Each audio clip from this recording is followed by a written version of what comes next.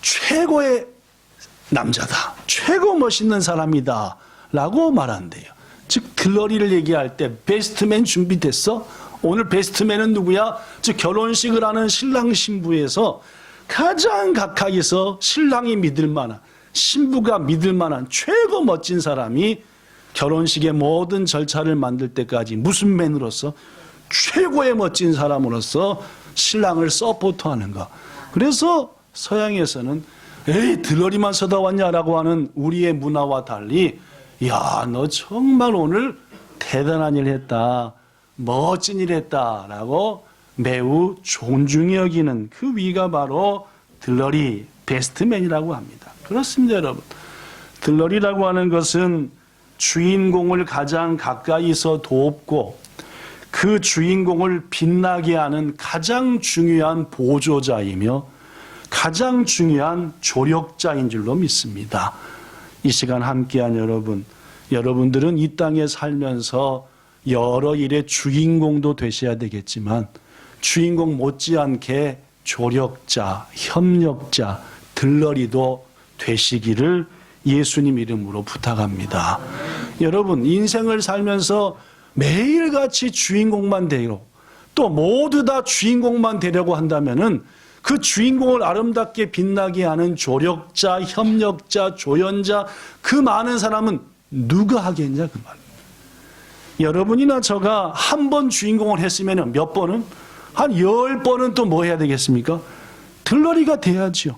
조력자가 되고 협력자가 되줘야만이 나의 협력을 통해서 또 다른 사람이 주인공으로서 하나님의 영광을 나타내지 않겠냐 그 말입니다. 고로 오늘 여러분과 제가 나누고 싶은 말씀은 주인공으로 사는 것도 아름답지만 하나님께서는 주인공 못지않게 들러리의 삶, 협력자의 삶, 조력자의 삶도 엄청나게 귀중히 여기신다. 그 말씀을 나누기를 원합니다. 오늘 본문 요한복음 3장에는 성경 기록된 인물 중에서 최고로 멋있는 들러리 한 사람이 등장하죠. 이른바 조력자입니다. 협력자지요. 그 사람의 이름은 누군가요? 여기 써진 대로 시작. 세례 요한이라는 사람. 이름은 요한이고 그가 가장 많이 했던 일이 세례를 주는 일이어서 사람들이 그 이름을 부를 때 세례 요한이다라고 말합니다. 이 요한의 생애를 짧게 소개하면 이렇습니다. 예수님께서 헤롯 왕 때에 태어나셨죠? 이 땅에 오셨죠? 그런 것처럼 이 세례 요한도 누구 왕 때 났게요? 물론입니다. 헤롯 왕 때 났지요. 예수님보다 6개월 먼저 세상에 온 분이 세례 요한입니다. 그 어머니의 이름은 엘리사벳, 시작, 엘리사벳이라는 분인데 이분은 누구와 친척간이었냐면은 예수님을 낳게 한 마리아와는 친척간이었습니다. 그리고 이 세례 요한과 예수님은 먼 관계는 아니었습니다. 이 세례 요한은 철이 들자마자 성령에 이끌려 광야로 나갔습니다. 광야라 하면 우리말로 하면 사막입니다. 먹을 거 많지 않고 물도 별로 없고 낮에는 엄청나게 덥고 밤에는 춥고 그러니까 사람이 있습니까 없습니까? 별로 없는 거, 거의 없는 사막으로 하나님께 이끌려 나갔지요. 그는 그곳에서 사람이 없는 곳이다 보니까 옷을 구하기 힘들어서 낙타털로 만든 옷을 입었습니다. 그가 먹는 것 역시도 세상 사람들이 먹는 것과 달리 석청, 즉 꿀을 먹었죠. 또 뭘 먹었습니까? 고기를 먹어야 되는데 고기가 없으니까 메뚜기를 먹었습니다. 일반 사람들과 다른 것을 입고 다른 것을 먹었지요. 요새로 말하면 거룩한 삶, 성별된 삶을 산 겁니다. 세상의 쾌락과 즐거움을 따르지 않고 하나님에게 이끌려서 세상 사람들이 좋아하지 않는 것 가지고 먹으면서 살았다. 그렇게 그는 하나님의 선지자로 훈련을 받았습니다. 그가 오랜 시간 후 다시 세상에 나왔을 때 그는 청년이 되었습니다. 그가 나오자마자 하나님으로부터 받은 메시지는 분명했습니다. 너는 사람들에게 이렇게 외쳐라 라고. 어떻게 외치라 했을까요? 따라하십시오. 회개하라. 천국이 가까웠느니라 라는 메시지였습니다. 복잡하지 않았습니다. 단순했어요. 회개하라. 지금 너희들의 사는 삶이 잘못됐다. 돌이켜라. 하나님의 나라가 임박했다. 곧 너희들은 하나님 앞에 설 것이다 라고 하는 메시지였죠. 그런데 여러분, 메시지는 이렇게 짧고 단순했지만 사람들의 심령에서 울려 퍼지는 메시지는 놀라웠습니다. 사람들이 그 단순한 메시지를 듣고 내가 하나님 나라의 설날이 가까웠구나. 주님 앞에 내가 이 모습으로 설 수 있을까? 갑자기 마음으로부터 회개가 터져 나왔고, 그리고 그런 사람들마다 세례요한에게 나와서 요단강에서 세례를 받았습니다. 회개했죠. 사람들은 너무너무 오랜만에 나타난 강력한 메시지, 능력의 사람 세례요한을 보고 서서히 구약의 예언들이 생각났습니다. 구약 성경에 어떤 예언이 있었죠? 메시아가 올 것이다.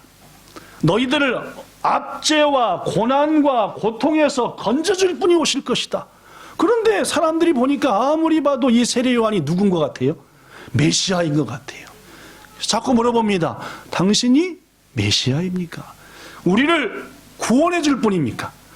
우리의 조상들이 하나님께로부터 구약 성경을 받아 적어서 메시아가 올 것이다라는 예언이 있는데 당신이 바로 그분입니까? 라고 물어봤죠. 그때마다 요한은 이렇게 얘기했습니다. 마가복음 1장 7절과 8절 읽어볼까요? 시작. 나보다 능력이 많으신 이가 내 뒤에 오시나니 나는 굽혀 그의 신발끈을 풀기도 감당하지 못하겠노라.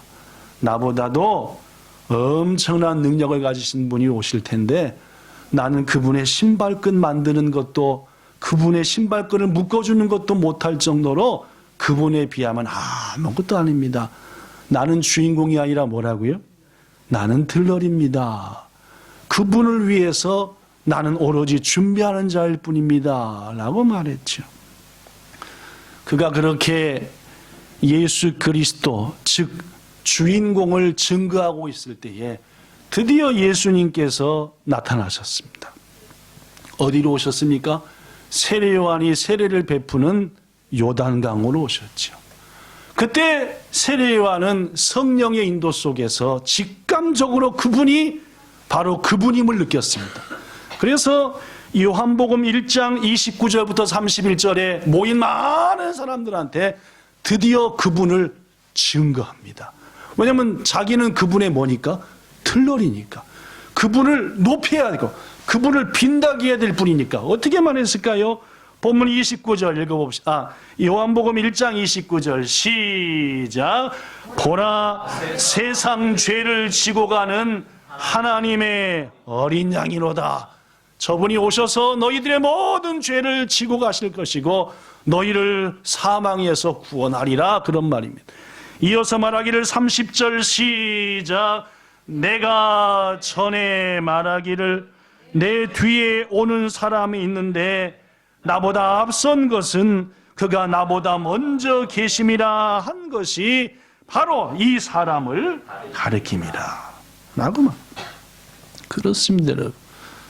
자신이 높이고 빛나게 해야 될 주인공이 나타나니까 세례요한은 주저없이, 그 전에도 그렇지만은 나는 들러리일 뿐이고 오직 이분이 높임받을 뿐이다 라고 하면서 자신이 협력자, 들러리 조력자인 것을 분명히 기억하고 그 사명에 충실했다는 말입니다. 그런데 여러분, 그가 이렇게 자신이 주인공이 아니라 예수님이 주인공이다, 그분이 메시아다라고 증거했더니 그때부터 자신 앞에 모여들었던 수많은 사람들이 하나둘 떠나기 시작합니다. 떠나서 누구한테 갔겠습니까? 예수님한테 갔습니다. 자기 쪽에는 점점 사람들이 없어지고 자기 쪽에 속한 분위기는 점점 조용조용해지고 예수님 쪽은 점점 풍성해졌어요. 나중에는 자신의 제자들까지도 예수님의 제자로 가게 됐습니다. 그리고 얼마 후 그는 옥에 갇혔습니다. 이유가 뭔가요? 당시의 왕이었던 헤롯의 죄를 책망했습니다. 어찌 왕으로서 자기 동생의 아내를 취할 수 있느냐는 등 당시의 죄를 책망했고 결국 헤롯은 그의 목을 잘라 그를 죽음으로 밀어넣고 말았습니다. 이것이 세례 요한의 인생이었죠. 즉 철저하게 들러리의 사명을 감당하다가 하나님의 부름을 받은 것입니다. 자, 그렇다면 여러분, 하나님께서는 이 들러리의 사명을 감당했던 세례 요한을 어떻게 평가하실까요? 마태복음 11장 11절에 이런 말씀이 있습니다. 자, 읽어볼까요? 보이십니까? 시작. 내가 진실로 너희에게 말하노니 여자가 낳은 자 중에 세례 요한보다 큰 이가 일어남이 없도다. 이 세상에 여인이 안 낳은 사람이 있습니까? 없습니까? 아담 말고는 없죠? 그렇습니다. 지금 세례 요한이 뭔 말입니까? 여자가 낳은 중에 세례 요한보다도 큰 자가 없다는 것은 누가 최고 크다는 말입니까? 세례 요한이 가장. 이제까지 인류 역사 속에서 수많은 멋진 일들의 주인공으로 살아간 사람들도 수없이 있었지만은 하나님이 평가할 때 주인공으로 살았던 그 누구보다도 철저하게 협력자요, 조력자요, 높여주는 자로 살았던 세례 요한이 가장 아름답고 가장 큰 자다라고 예수님께서 선포하셨다라는 말. 성도 여러분, 다시 말합니다. 세례 요한 그는 분명 주인공이었습니까? 들러리였습니까? 그렇습니다. 그런데도 그는 여인이 낳은 자 중, 즉 이 세상에 존재하는 모든 인간 중에 가장 크다, 가장 존귀하다라고 하나님께 칭찬받았습니다. 여러분, 이와 같은 사실이 우리에게는 은혜가 됩니다. 소망이 되죠. 왜 그렇습니까? 주인공으로 안 살아도 모든 일에 1등으로서 선두에 서지 않고 뭘 해도 묵묵히 앞서는 사람을 도와주고 헌신하는 사람을 협력해주고 앞서는 사람을 조력해주고 들러리로 사는 것도 하나님 보시기에 아름다운 일이고 그것이 하나님 나라에서 도리어 주인공보다도 더 칭찬받을 수 있다라는 사실을 우리가 알게 되기에 이것이 우리에게 은혜가 된다는 말입니다. 얼마나 우리 부모들이 우리들이 자손들에게 가르칩니까? 넌 무조건 뭐가 돼야 돼? 앞서야 돼. 뭔 일을 해도 너는 주인공이 돼야 돼. 넌 무슨 일이 있어도 1등이 돼야 돼. 2등은 필요 없어 라고 말하는 이 시대에 그 많은 스트레스가 있지만 우리 주님께서는 우리에게 말씀하기를 1등이 되지 않아도 괜찮다. 주인공이 되지 않아도 괜찮다. 오로지 협력자 들러리의 삶을 살아도 하나님 나라에서는 그가 최고다 라고 말씀하셨다는 겁니다. 사랑하는 성도 여러분, 고로 우리들도 기꺼이 협력자가 되기를 소망합시다. 기꺼이 주인공이 아니라 때로는 들러리로서 사는 것을 기쁨으로 여깁시다. 주인공 때로 받은 영광은 이미 다 받은 것이고 하나님께 받을 상급은 주인공보다는 협력자로 살아갈 때에 더 큰 은혜를, 더 큰 면류관을 쓴다는 사실을 잊지 말고 가끔씩은 주인공도 되시지만 더 많은 날 동안 누군가를 협력하고 누군가에게 힘을 주고 보살피고 그리고 그를 받들어 올리는 아름다운 들러리 협력자의 삶을 사는 여러분과 저가 되기를 예수님 이름으로 축복합니다. 자, 그렇다면 들러리 협력자는 어떤 마음으로 살아가야 될까요? 들러리의 자세는 무엇일까요? 자, 첫째 읽어봅시다. 첫째, 시작. 첫째, 들러리는 자신이 누구인지 알고 자자리를 지켜야 합니다. 이른바 자기의 위치를 망각하지 말라 그 말입니다. 자기의 포지션이 어딘지 꼭 기억하라 그 말입니다. 여러분, 결혼식장에 신랑과 신부가 결혼하는데 신랑 측 들러리로 온 거예요. 근데 딱 신부를 보는 순간 한눈에 들러리가 신부한테 반한 거예요. 뭔 말씀인지 아시겠어요? 그러면 이건 있을 수 있는 일입니까? 있어서는 안 되는 일입니까? 그렇죠? 있을 수는 있지만 있어서는 안 되는 일이죠. 그래가지고 이 들러리가 어떻게 하든지 신랑보다 자기를 더 어떻게 하려고 그러고 멋지게 보이려고 그러고 더 신랑이 버벅거리면 막 엄청나게 좋아서 저 버벅거리다가 저러고 갈라서라 내가 네 신부랑 결혼하겠다 이런 마음을 갖는다면 그 신랑의 들러리는 이미 자기의 포지션을 자기 위치를 망각한 겁니다. 자기를 통해서 신랑과 신부가 최고의 행복과 기쁨을 누리도록 해야 되는데 말입니다. 그렇습니다. 들러리는 그야말로 주인공을 기쁘게 할 뿐 그 이상이 되어서는 안 되는 겁니다. 신랑의 가장 좋은 친구 베스트맨으로서 신랑을 높여주고 신랑을 받들어주고 신랑을 가장 최고로 해야지 자신이 신랑보다 더 좋은 대접을 받으려고 그러고 더 웃어대고 더 멋진 표정으로 신부 앞에서 알랑알랑 한다면은 이것은 들러리가 아니라 도둑이지요. 세례 요한은 자기가 누구인지 자기 위치가 무엇인지를 알고 있었습니다. 사실 예수님보다 먼저 사역을 시작한 게 누굽니까? 세례 요한이었습니다. 요한의 인기는 하늘을 찌를 듯했습니다. 수많은 사람들이 그 앞에 와서 회개하며 세례를 받았습니다. 아까도 말했다시피 회개하라 천국이 가까웠느니라 이 메시지는 사람들에게 얼마나 힘이 되었고 얼마나 놀라운 메시지였는지 엉엉 울면서 자복하고 회개했습니다. 한순간에 세례 요한은 이스라엘 백성들의 신앙적 지도자로 우뚝 섰고 사람들은 요한의 입에서 나오는 메시지에 귀를 기울였습니다. 요한이 최고의 위치에 올라섰을 그쯤에 누가 등장하셨습니까? 예수님이 그 세례 요한에게 세례를 받으려고 요단강에 오신 거예요. 사람들이 볼 때 처음 얼마 동안 예수님과 요한은 별로 차이가 없었습니다. 두 분의 사역이 초반부에는 엇비슷했거든요. 메시지도 비슷했습니다. 예수님도 똑같이 회개하라 천국이 가까웠느니라 라는 메시지를 전하셨습니다. 그러나 시간이 지나면서 사람들은 서서히 예수님 쪽을 향해 갔습니다. 여기에 가장 민감한 반응을 보인 쪽이 누군지 압니까? 세례 요한 때문에 자신들을 스스로 높였던 세례 요한의 제자들이었습니다. 여러분, 주인공보다 누가 더 잘난 체예요, 사실? 그죠? 옆에서 거들먹거리는 사람이 더 잘난 체 합니다, 그죠? 사장님보다 사장 옆에서 하는 사람들이 더 막 난리를 하고, 세례 요한의 제자들은 심통이 났습니다.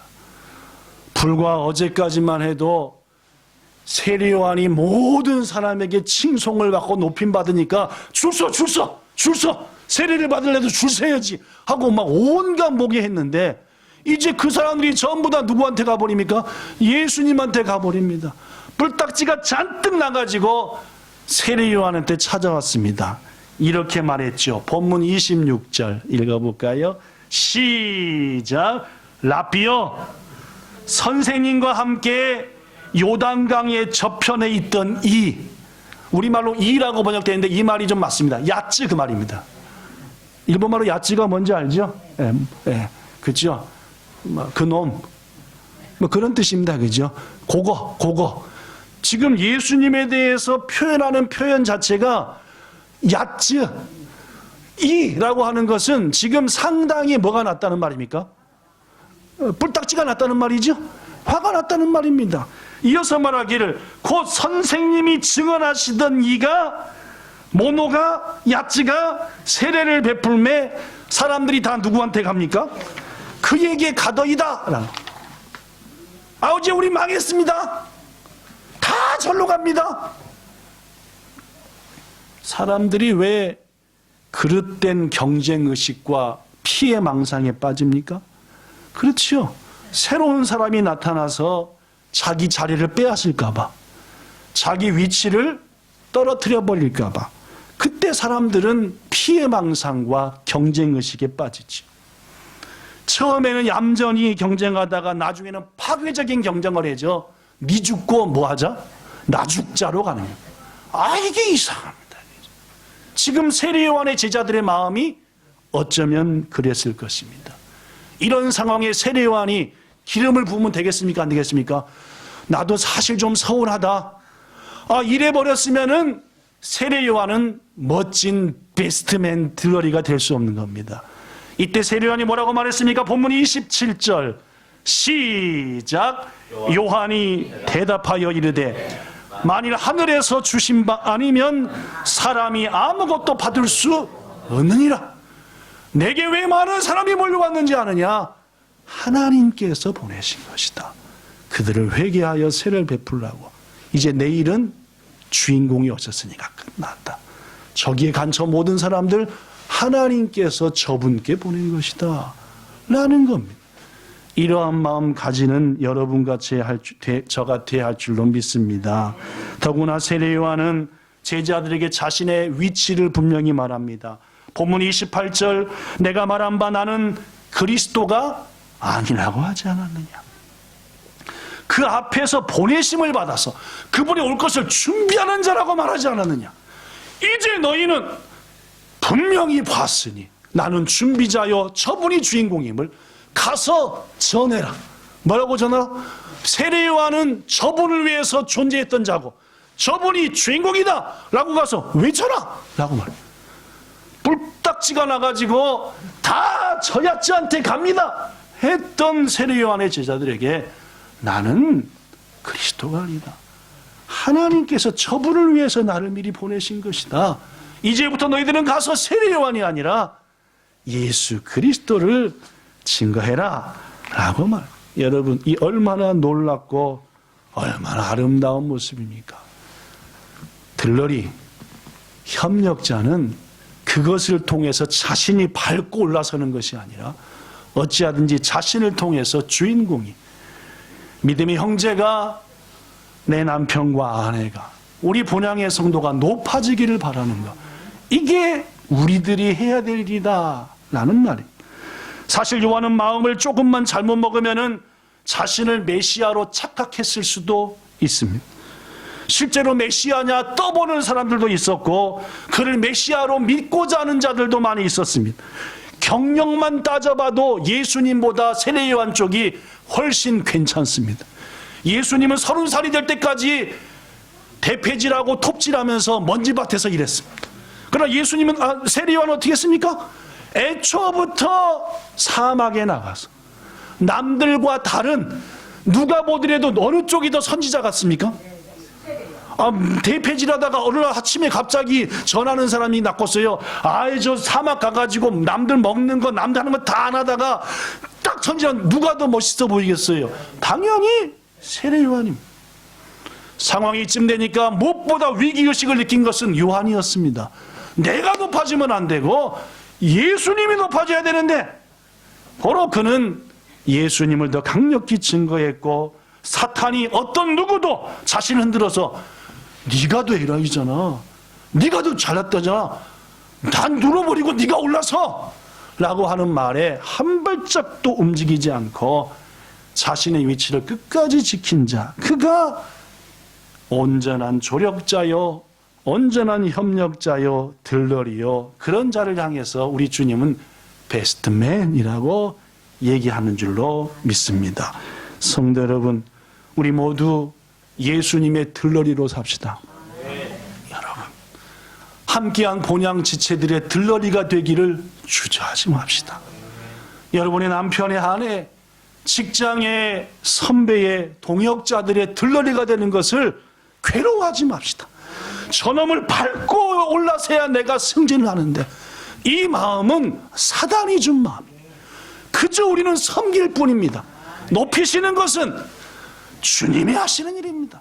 내가 누구를 밟고 올라서는 게 아니라 우리들은 섬기라 하신 위치에서 섬기며 들러리로서의 사명을 감당할 때 그 뒤의 일을 감당하는 것은 하나님입니다. 여러분, 왜 사탄이 됐습니까?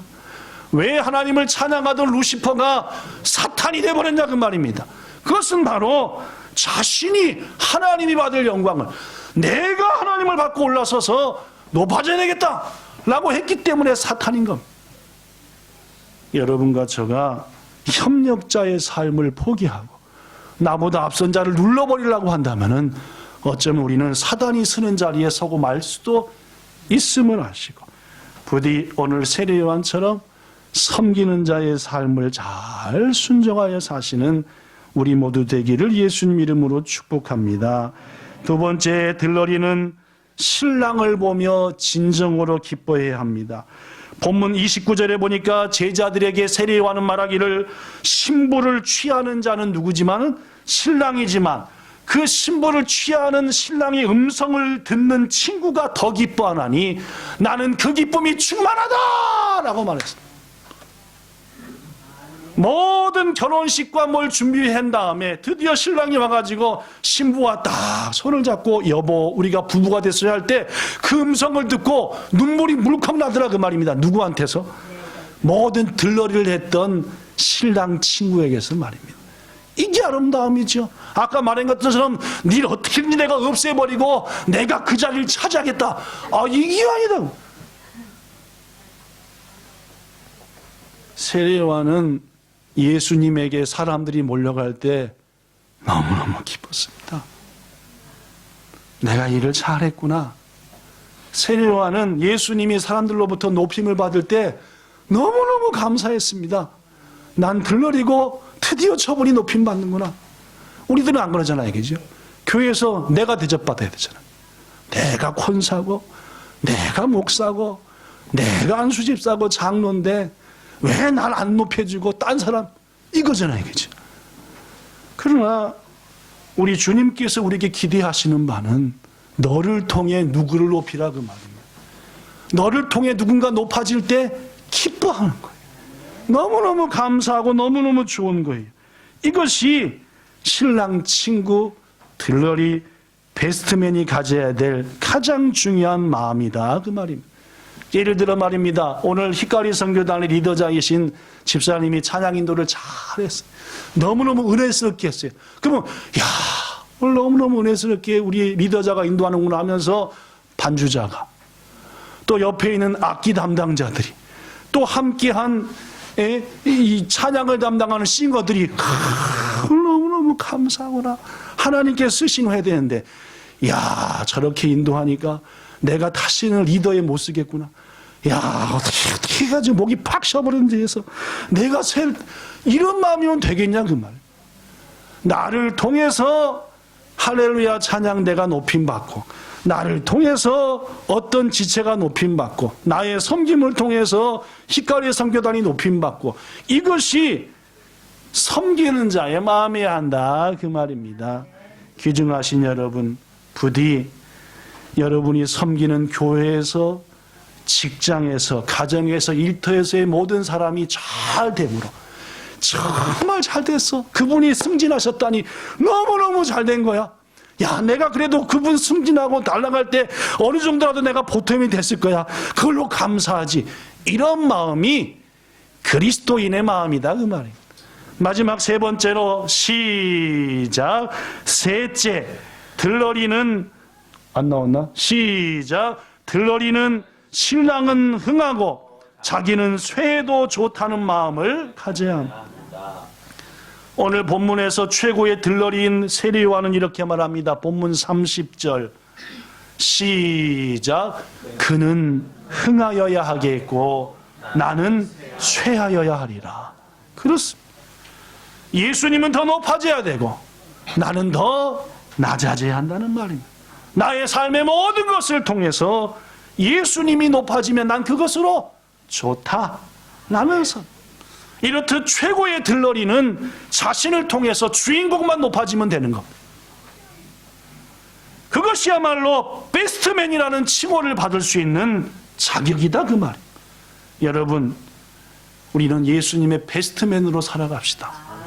여러분과 저가 우리의 직장의 동료의 베스트맨으로 살아가고 우리 변양교회 어떠한 성도들의 조력자로 살아갈 때에 주님께서는 그 일을 통해서 영광을 받으시고 우리에게 면류관을 예비하신다는 말입니다.